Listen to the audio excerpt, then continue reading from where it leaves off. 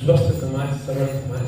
तो इस श्रृंखला को शुरू करते हुए पिछली बार भी किया है, बहुत अच्छा से ऐसा भोजन करना चाहिए जिसको हम आराम से पचा सकें।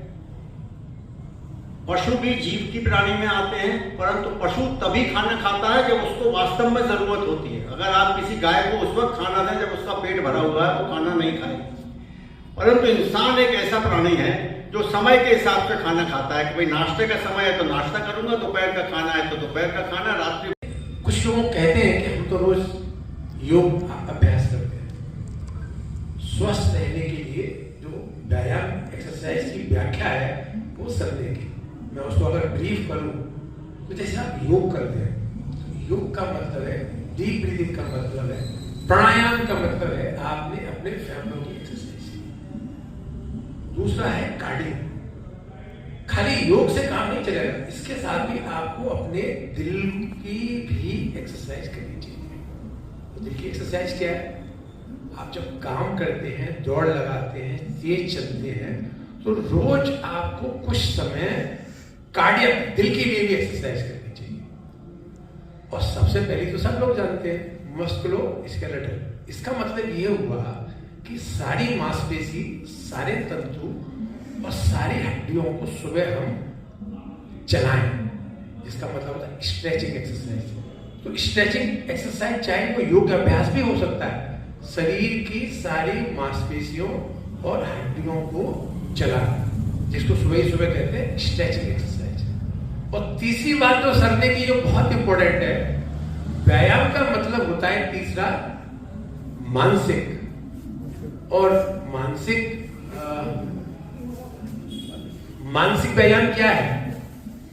मानसिक व्यायाम का मतलब ये है कि आप वो काम करें दिमागी तौर पर जो आपने कभी नहीं किया। अपने मस्तिष्क को चलाएं, सुडोकू खेलें, पहेलियां खेलें, दिमाग को चलाना। ये जैसे आप किसी सोशल मीडिया में आपको वो आता नहीं है काम करना किसी भी किस्म का, तो दिमाग को चलाना भी एक एक्सरसाइज है, वो आपको करनी पड़ेगी। वो आखिरी चीज जो सर ने बताई, एक तो दिमाग को चला लिया आपने, ऐसे काम करके जो रोज रूटीन में आप नहीं करते हैं, जिसमें आपको सीखना होता है। वो आखिरी चीज है जो दिमाग की एक्सरसाइज है, उसका मतलब होता है दिमाग को शांत करना। आप सब चीजों को छोड़ के अपने आप को काम, रिलैक्स दिमाग को करें। सर ने बहुत अच्छे से बता दिया कि कोई काम नहीं करे, रिलैक्सेशन, काम, शांति, चाहे वो ध्यान हो, चाहे योग हो या और भी कोई क्रिया।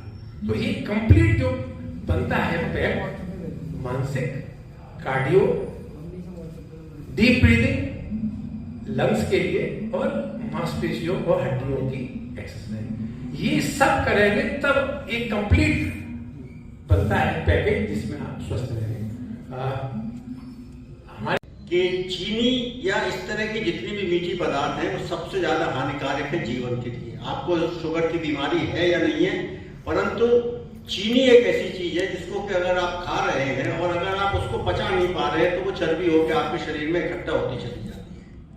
सबसे ज्यादा नुकसानदायक कहा जाता है घी कम मात्रा में खाइए, ये ठीक है, चिकनाई कम मात्रा में खानी चाहिए। मेरा अपना मानना है, जो कि साइंस के हिसाब से शायद सही नहीं हो, रिफाइंड ऑयल पर मैं बिल्कुल भरोसा भी करता हूँ। आपको सेवन करना है, आप अच्छे घी का सेवन करें, कड़वे तेल का सेवन करें, रिफाइंड ऑयल हानिकारक चीज होती है।